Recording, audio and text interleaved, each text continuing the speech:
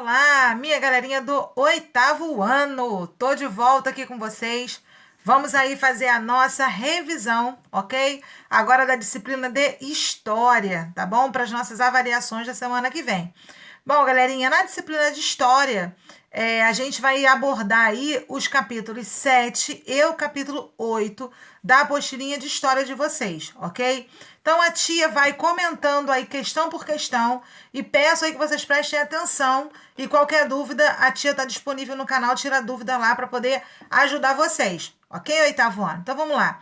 Número 1, a gente vai falar no capítulo 7 sobre a América Latina. Olha só que bacana. Por sinal, né, em geografia, a gente acabou de abordar as características demográficas, territoriais, né, de colonização da América, do continente americano. Falamos da América anglo-saxônica e também falamos aí da América Latina, tá?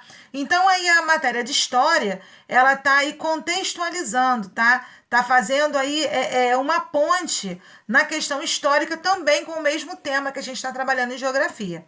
Então, número 1, as colônias da América Latina sofreram anos de submissão e exploração. Quais os fatores que influenciaram os movimentos de luta pela emancipação? Bom, galerinha, o que é se emancipar? Vamos começar por aí.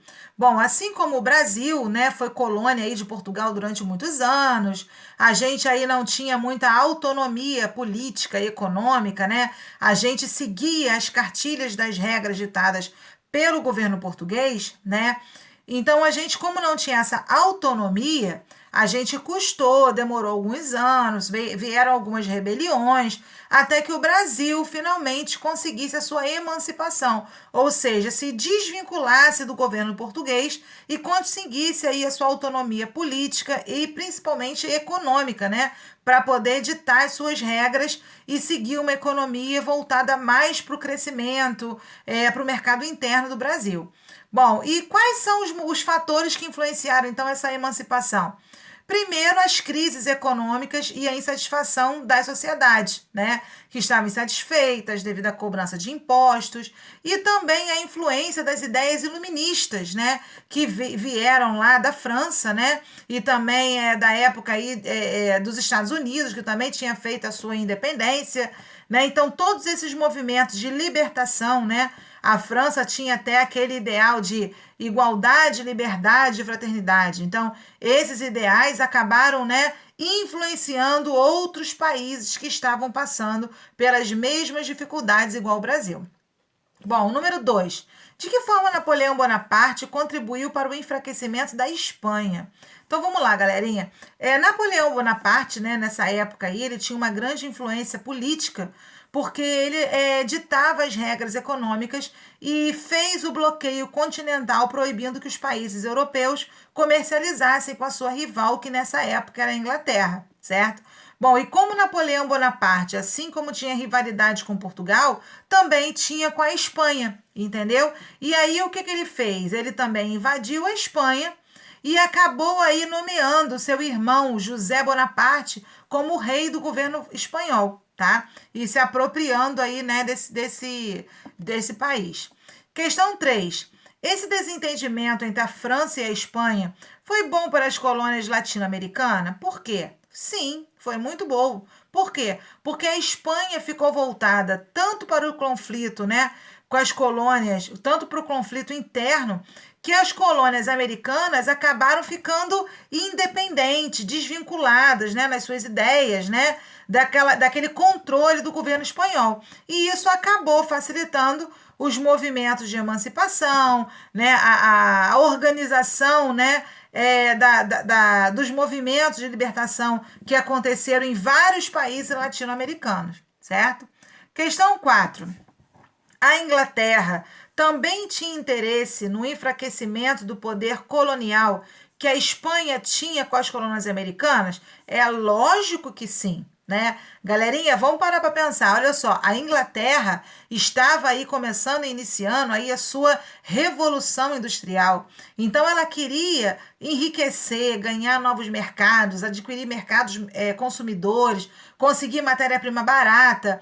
E aonde que ela iria conseguir isso tudo? Era lógico que era no continente americano, porque como eram países que não tinham autonomia econômica, não podiam ter indústrias, né?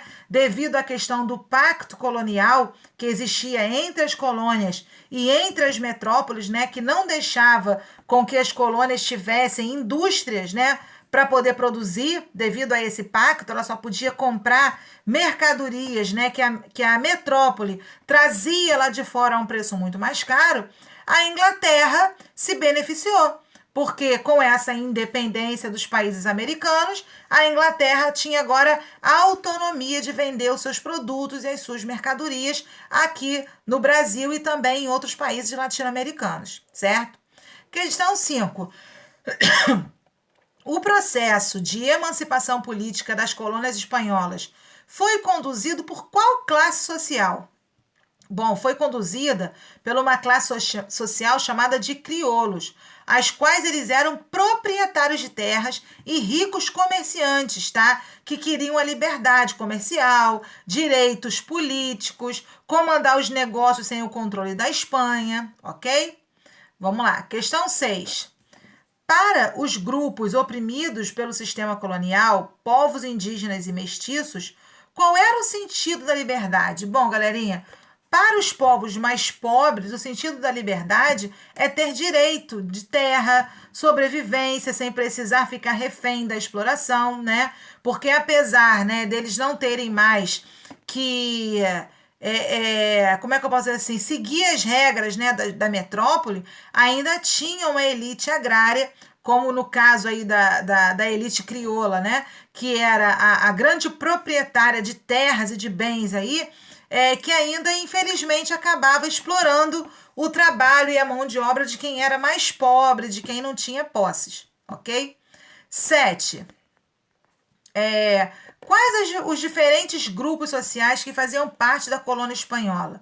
Explique qual era o interesse de cada classe. Então, olha só, nós tínhamos, né, nas colônias espanholas aí, 4 classes sociais distintas. Os chapetones, tá? Que eram pessoas que ansiavam a liberdade pela Espanha, formavam um corpo político e administrativo que representava a metrópole, ou seja, era uma classe, né, mais privilegiada. Os crioulos, que era a elite econômica, né, que tinha acesso a cargos políticos e administrativos, que tinham posses e terras. Os povos indígenas e os nativos, tá, que buscavam a liberdade do trabalho compulsório, ou seja, né, um trabalho que fosse agora pago, né, que eles pudessem receber pelo seu trabalho e obter um pedaço de terra. E também os escravizados, que assim como no Brasil, também buscavam, né, o fim aí da escravidão e a sua liberdade individual. 8. O que foi a revolta de Tupac Amaru? Foi uma rebelião indígena pela luta de emancipação política que aconteceu no Peru em 1780, ok? Questão 9. Quais os líderes das lutas pela emancipação das colônias americanas que ficaram conhecidas por qual nome? Bom, os líderes, né, das lutas pela emancipação dessas colônias americanas ficou conhecido por Libertadores da América, né? A gente hoje, não sei se os meninos devem lembrar mais, né, que existe aí o campeonato dos Libertadores da América, né, que fala muito, é justamente vinculado a eles aí, ok? Questão número 10, vamos lá. Quais os nomes dos principais líderes dos Libertadores da América? Então tem Simão Bolívar, San Martín, tá? Que são os que mais tiveram acesso às ideias iluministas da Europa e que trabalharam aí pela libertação das colônias latino-americanas. 11. Após os movimentos emancipatórios, a América Latina, qual o sistema político adotado pela maior parte dos países? foi o regime republicano, inclusive aqui no Brasil, né? Nós tivemos o período aí da monarquia, né? O período aí do império, e depois nós passamos, né? Depois da independência do Brasil, nós passamos aí a ter o regime republicano, na qual as pessoas votam e escolhem o presidente por um período, né? De governo de 4 anos. 12. A adoção de uma república possibilitou uma condição de igualdade entre todos os indivíduos? Bom, galerinha, infelizmente não. A gente, inclusive, viveu isso aqui na nossa república, né? O início da república no Brasil, nem todas as pessoas tinham direito a voto, né? Tinha ainda o voto censitário, que era o voto aonde para votar a pessoa tinha que ter algum bem, tinha que ter algum dinheiro, né? Alguma posse para poder votar. As mulheres eram excluídas dos votos, né? Então, nem todos tiveram os mesmos direitos, né? Infelizmente, o poder político ainda estava concentrado nas mãos da elite agrária comercial e excluía os indígenas, os ex-escravos, as mulheres e os mais pobres, ok? Aí a gente entra no capítulo 8 falando especificamente sobre a emancipação política do Brasil. E aí pergunta assim, questão número 13. Em que ano a família real veio para o Brasil? Em 1808. Então, galerinha, o que isso tem a ver com a nossa emancipação política? Na verdade, o Brasil, ele começa a se constituir como um país, né, autônomo, quando a família real ela vem para cá em 1808. Ah, mas o que fez a família real sair de Portugal e vir para cá? Que é a questão número 14. Justamente por conta da invasão de Napoleão Bonaparte, tá? Que este aí invadiu Portugal, porque Portugal não respeitou o acordo do bloqueio continental instituído aí por Napoleão Bonaparte, aonde dizia, né, que nenhum país europeu poderia comercializar com a Inglaterra.